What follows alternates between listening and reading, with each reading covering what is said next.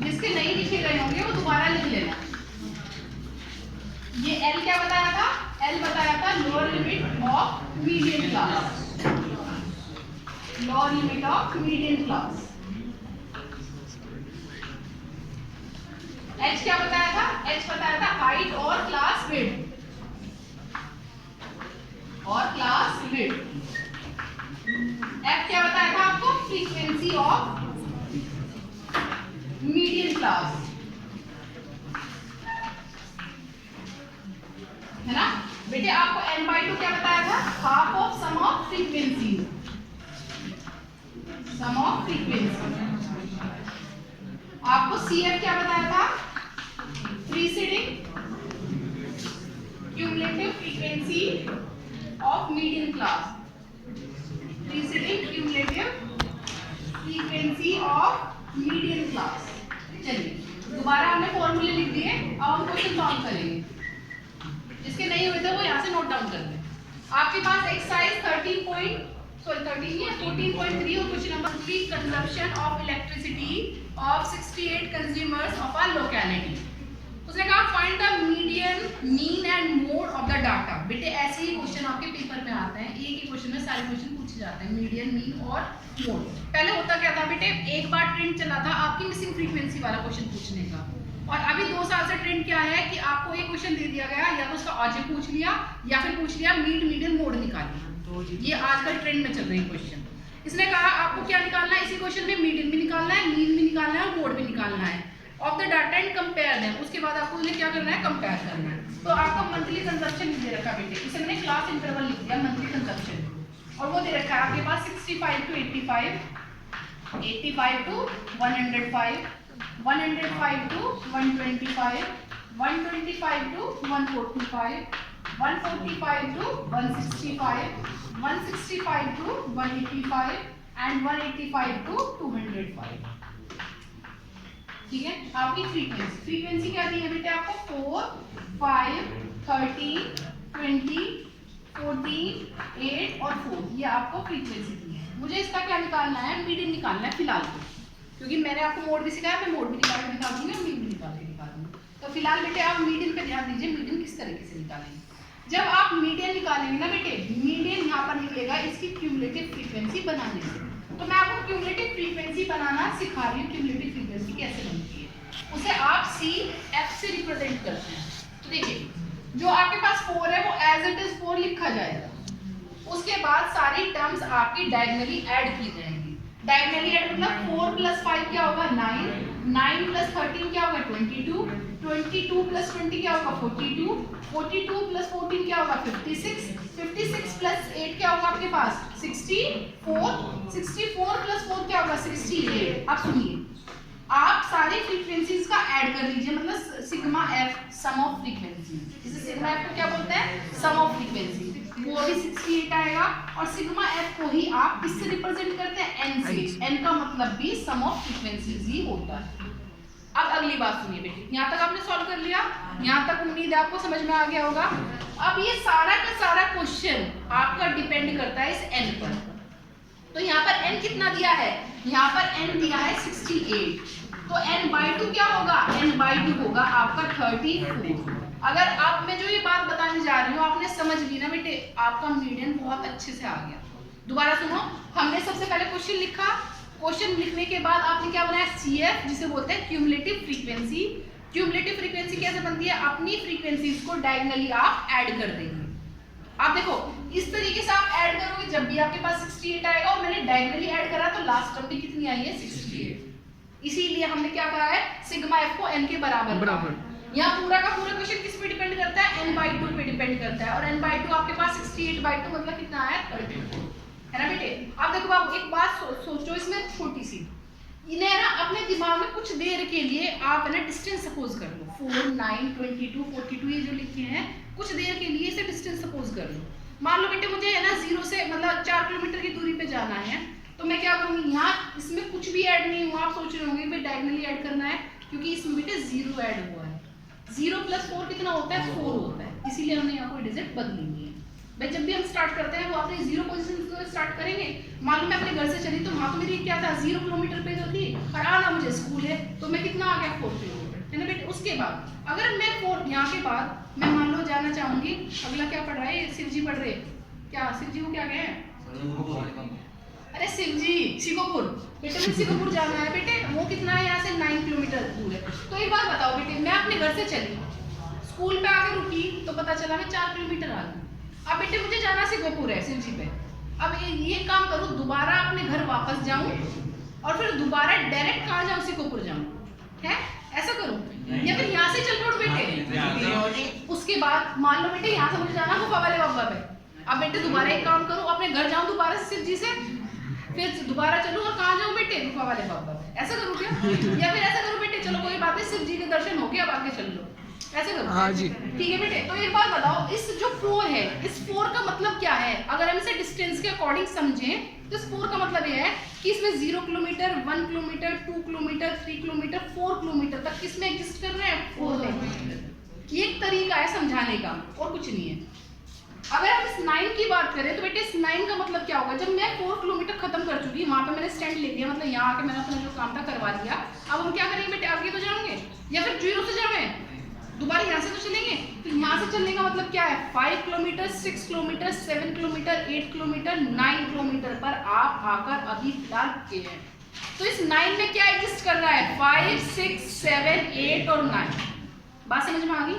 इसका मतलब इसी तरीके से 22 में क्या एग्जिस्ट करेगा बेटे आपका 10 11 12 13 14 15 16 17 18 19 20 21 और 22।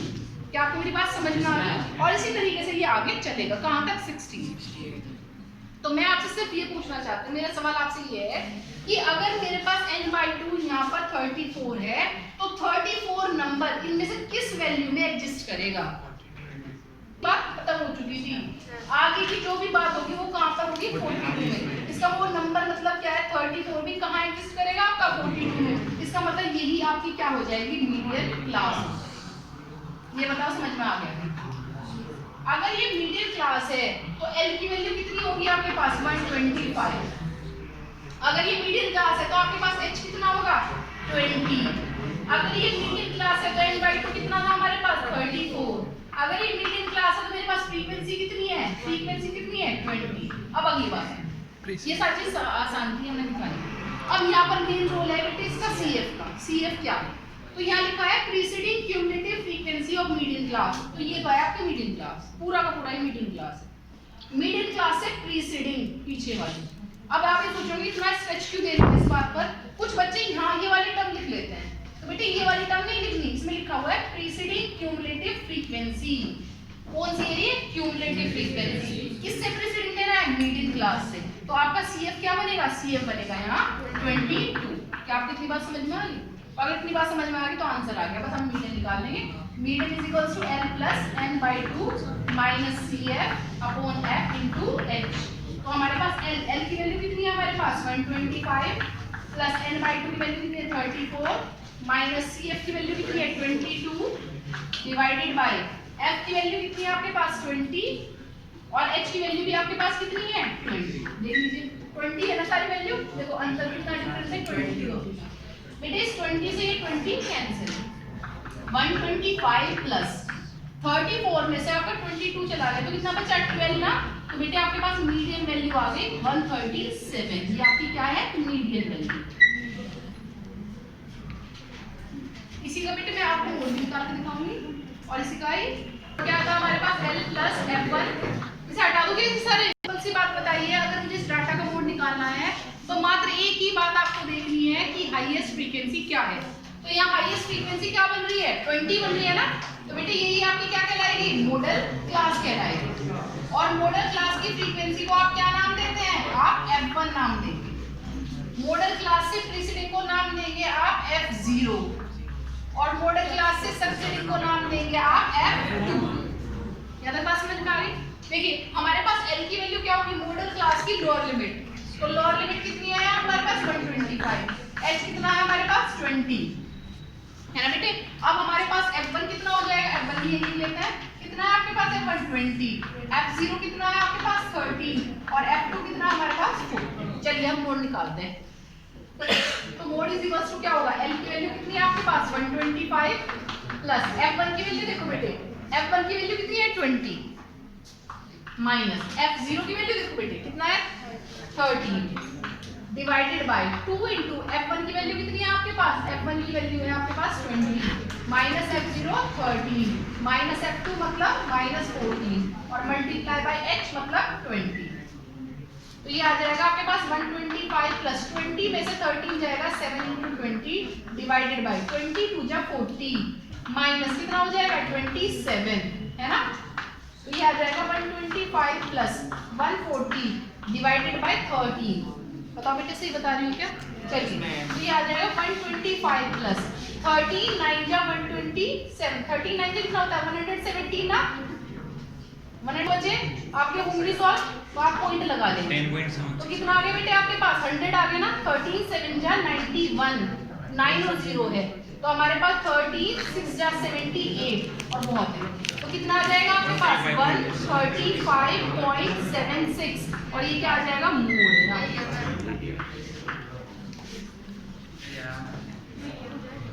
अब इसका मीन कैसे निकलता है lower limit plus upper limit by 2। तो यहाँ लोअर लिमिट देखिए बेटे कितना है 65 और अपर लिमिट देखिए कितना है 85 और 65 और 85 मतलब 150 बनेगा ना और 150 का हाफ कितना होगा 75। बेटे मैं आपको एक बात सजेस्ट करना चाहती हूँ, देखो बेटे अगर मैं ऐसे निकालती रही तो बहुत समय लग जाएगा तो आप ये देखो इसमें कितने का डिफरेंस है 20 का तो वही डिफरेंस आप ऐड करके चले जाएंगे तो ये आ गया 95 ये कितना आ गया आपके पास 115 है ना ये कितना होगा 135 ये 155 और ये आपके पास 175 और ये 195 लिमिट बाय 2 कैसे निकलेगी lower limit plus upper limit by 2। तो आपने क्या करा लोअर लिमिट को अपर लिमिट में जोड़ा और 2 से डिवाइड कर दिया तो कितना आ गया 70। ऐसे ही बेटे बहुत बड़ी डिजिट्स थी तो हमने क्या करा इनमें ये देख लिया क्या डिफरेंस है और उसी डिफरेंस को आपने 75 में ऐड करा 95 बन गया 95 में ऐड करा 150 बन गया और इस तरीके से आपको पूरा x तैयार हो गया। यहाँ पे बात समझ में आ गई बेटे। देखो ये डाटा थोड़ा बड़ा है इसीलिए मैं इसे डायरेक्ट मीन मेथड से नहीं कर रही हूँ, मैं इसे कर रही हूँ एक्सज्यूम मीन मेथड। और मैंने कल आपको बताया था एक्सज्यूम मीन मेथड है क्या, एक्सज्यूम मीन मेथड। तो आपका एक्सज्यूम मीन मेथड है, अरे बैठ जाओ भाई, x1 is equals to a plus sigma fd upon sigma f। ये आपके पास क्या है एक्सज्यूम मीन मेथड है। इसमें आपको क्या निकालना पड़ेगा d निकालना पड़ेगा। d को क्या बोलते हैं डेविएशन बोलते हैं क्योंकि आपको देखो सिग्मा का मतलब भी सम पता है, f का मतलब भी फ्रीक्वेंसी पता है, a का मतलब भी पता है एक्सज्यूम मीन मतलब खुद से मीन। कल जब हम मीन के लिए बात कर रहे थे तो मैंने आपको बताया था मीन का एक दूसरा नाम एवरेज भी होता है और मैंने ये बताया था बेटे एवरेज को आप मिड वैल्यू भी बोलते हैं। जैसे मैंने आपको एक छोटा सा एग्जांपल दिया था कि 2 4 6 में अगर मीन होगा तो आपने मुझे तुरंत बताया 4। मैंने आपको 1 3 5 में आपसे मीन पूछा तो आपने मुझे तुरंत बताया कितना होगा 3। फिर उसके बाद आपने बताया कि हमने मीन इस तरह से निकाला है 1 + 3 + 5 अपॉन में 3। फिर एक बहुत होशियार सा बच्चा था उत्कर्ष, उसने ये बताया कि आपने मीन ऐसे निकाला 1 + 5/2 तो 1 + 5/2 मतलब कितना है 3 और बेटे 3 इसकी क्या है मिड वैल्यू, इसीलिए एवरेज का नाम क्या है मिड वैल्यू और एवरेज का दूसरा नाम भी क्या है मीन। बात समझ में आ गई। चलिए तो हम अब यहाँ डेविएशन निकालेंगे तो डेविएशन के लिए क्या निकालना पड़ेगा x - a निकालना पड़ेगा। बेटे a क्या होगा एक्सज्यूम मीन और मीन का मतलब होता है आपकी मिड वैल्यू। तो बाबू आप इसमें से ये देख लो लगभग बीच में कौन सा पड़ रहा है, 3 इधर छोड़ दिए 3 इधर छोड़ दिए तो 135 लगभग आपका बीच में पड़ता है जैसे आपने एक्सज्यूम मीन माना। बात समझ में आ गई। ये सारी के सारी x हैं, ये सबके सब x हैं पर मेरे पास एक्सज्यूम मीन सिर्फ और सिर्फ कितना है 135। तो ये देखिए जब आप 75 में से 135 माइनस करेंगे तो कितना आ जाएगा -60 है ना, कितना आएगा। जब आप 95 में से 135 माइनस करेंगे तो कितना आ जाएगा -14। जब 150 में से -135 आप माइनस करेंगे तो कितना आ जाएगा -8। जब आप 135 में से 135 भी सब्ट्रैक्ट करेंगे तो 0। जब आप 155 में से 135 सब्ट्रैक्ट करेंगे तो 20 और ये आ जाएगा 40 और 60। बात समझ में आ गई। चलिए अब हम निकालेंगे f और d की आपस में मल्टीप्लाई। चलिए आपस में मल्टीप्लाई करिए आप f की और d की। 4 की मल्टीप्लाई आपने 60 में की माइनस 240, 5 की मल्टीप्लाई 40 में थी माइनस 200, 13 की मल्टीप्लाई आपने माइनस 20 करी माइनस 260, 20 की 0 में मल्टीप्लाई करी 0, 14 की 20 में मल्टीप्लाई करी 280, 8 की मल्टीप्लाई 40 में करी तो 320, 4 की मल्टीप्लाई 60 में करी तो 240। ये बताओ समझ में आ गया? अब आप निकालेंगे सिग्मा एफ डी, मतलब एफ और डी की जो आपने मल्टीप्लाई की है उसका सम।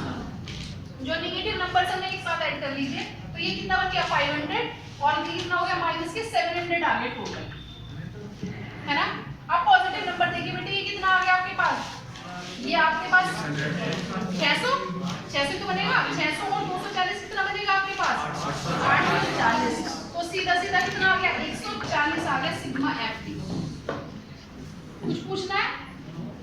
चलिए, तो हमारे पास x bar is equal to a की वैल्यू कितनी है 135, सिग्मा एफ डी कितना है 140 अपॉन सिग्मा एफ डी है 68। हम इसे सॉल्व कर लेंगे 135 प्लस, चलिए 4 से अगर इसे सॉल्व हो जाएगा तो 4 से कर लेते हैं, 4 से हो जाएगा, 4 3 जा 12, 2 और 0 4 5 जा 20, 4 बन जा 4, 4 7 जा 28, कितना बना ये 35 अपॉन 17, तो 17 2 जा कितना होता है बेटे 34 ना, कितना बचता है आपके पास 1 बचता है, पॉइंट लगा लेंगे तो 10 हो जाएगा, पर बात नहीं बन रही है हमारे पास क्या चाहिए 0, तो कितना आ गया आपके पास 100 आ गया, है ना। 17 5 पे 85 आगे निकालने की जरूरत नहीं है, तो कितना आ गया 137.0, ये आपके पास क्या आ गया मीन आ गया, मतलब x बार आ गया। बताइए कुछ पूछना है इसमें, समझ में आ जाएगा? चलिए।